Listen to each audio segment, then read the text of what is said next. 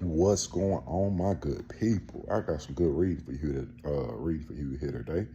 Um, I'm going to be reading from 2 Samuel chapter 24. I'm also going to be reading from First Chronicles chapter 21. So follow me. This Bible study is who are you listening to? A lot of people be saying, God said, and I be saying, who God? Because in the Bible, it clearly says that ye are gods, which means there are more than one God on this earth. You just have to know which one the true one is.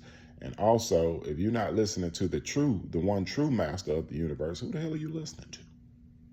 And let's see how one of your good people, David, got bamboozled as well. So first I'm going to read from 2 Samuel chapter 24. I'm going to read verses 1 and 2, and then I'm going to skip down to 10. Because I feel Samuel and Chronicles are kind of identical. So I'm going to read this, and then I'm going to describe and ask a question. Who you been listening to? Let's do this. Once again, God's anger blazed out against Israel. He tested David by telling him, go and take a census of Israel and Judah. So David gave orders to Joab and the army officers under him.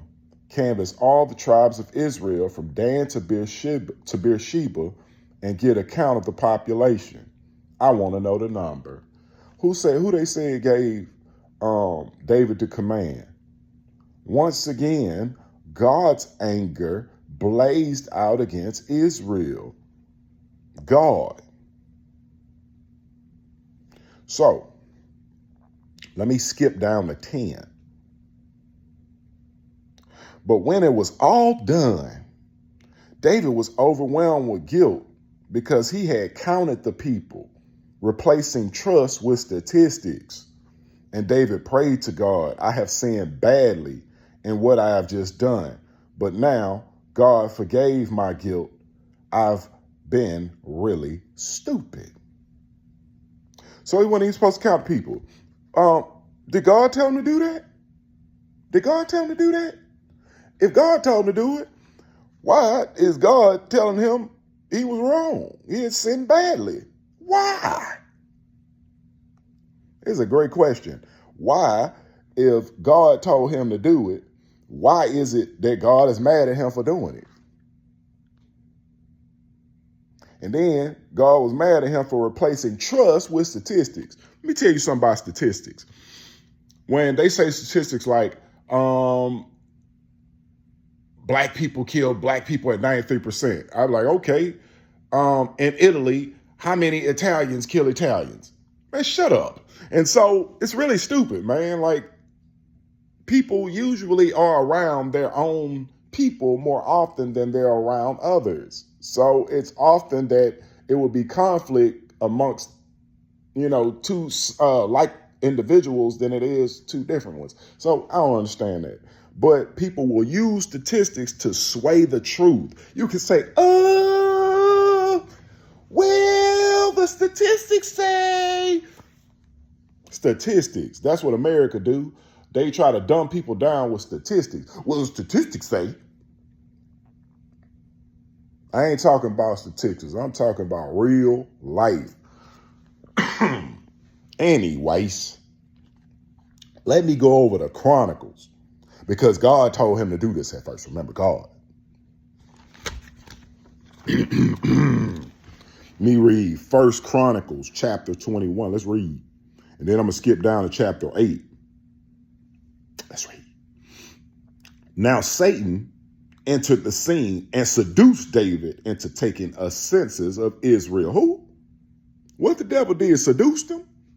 So God came with a blazing anger and the devil seduced him. Okay, let me keep reading. Now, let me read this. Let me start over again. Now Satan entered the scene and seduced David into taking a census of Israel.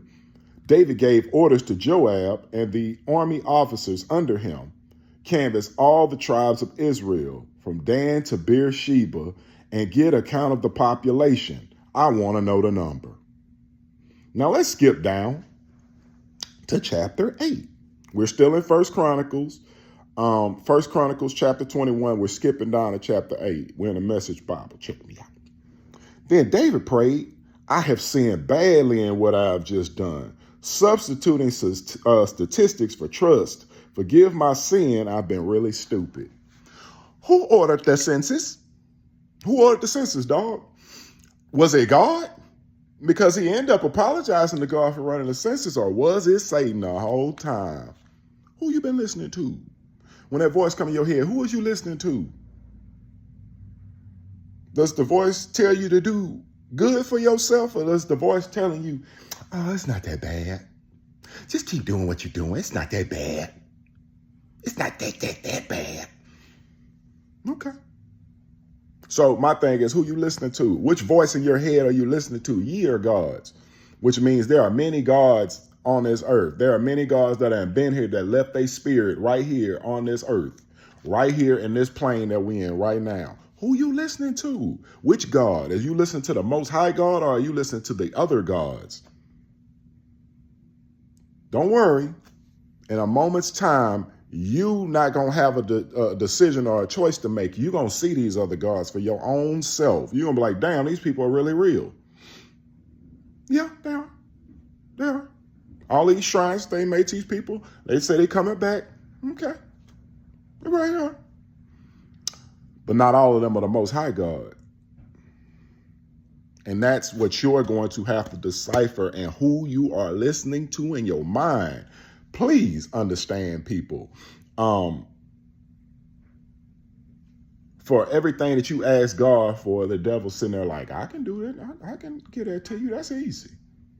Some money? I can definitely give you some money. Fame? I can definitely give you some fame. They tried to trick Jesus with money and fame. They're like, oh man, you come preach in our temples and we'll make you famous. He was like, I tear your temples down. I've come to tear your temples down. So what I'm saying is, be careful who you listening to, because in Samuel it says God's anger blazed against David, but it says in Chronicles that Satan seduced. So Chronicles has to be right, because David apologized 2 times. He apologized in Chronicles and he apologized in Samuel. So who are you listening to? Who told David to go do the census? It was the person. It was seduction the whole time. It wasn't anger. It was seduction. Seduction. The devil seduces. The devil's like, man, you see that girl with a booty out and all her stuff out? It's a good candidate for you. Yeah, go on over there. That's your wife. Like when women be in the church and they be looking at the pastor that's already married, they be like, and the God in your head tell you that that's your husband. I guarantee you this. God's not going to tell you that somebody else's husband is for you. I don't think the God of our ancestors told you that. I think you made that up, or I think the other gods told you that. The other God said, that's your husband. And put corruption into your mind, put a seed of corruption into your mind to destroy that church. And you're going to destroy the church by destroying the man and the woman. The man and the woman who are the head of the church. You take them down and you try to put yourself in. You don't even know what the first lady going through at that church. You just want to be the first lady because your God said you was equipped for this job. And then you probably finagle your way up in there and try to and be his husband. And it's not everything you thought it was going to be, because it wasn't even your assignment. The goofy gods told you that was your husband and you listen. Men, y'all be doing stuff. God be telling you your wife's sitting right here in front of your face. You be like, no, she not. And you go on and you go date all these other women. And your wife had been there the whole time. She was supposed to elevate your life. But nope, you was with that seduction. You wanted the woman who was going to seduce you into doing something. You ain't want the virtuous woman. It wasn't your taste. You wanted to get seduced. Like for me, when I got to the end of my single life, a woman could not seduce me by what she had on. You can't seduce me by giving me no lap dance. You can't seduce me by nothing. Who are you inside your heart? Do you have good intentions for me? I need somebody to love me like my mama loved me. I don't want you to be my mama. I want you to love me with the unconditional love that my mama gave me. And we cannot accomplish that with seduction.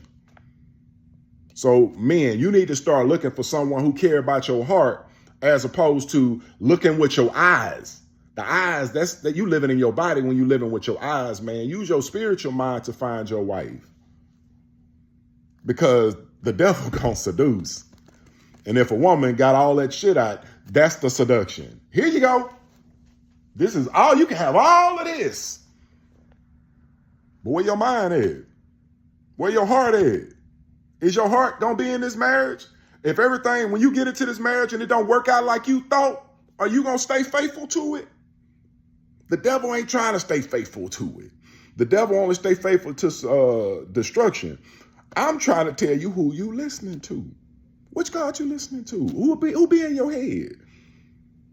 You gonna have to figure that out, people. Peace out. I hope you enjoyed the message. I hope you carry it into your soul, and I hope it provides you with something that you need. Peace out. Peace out.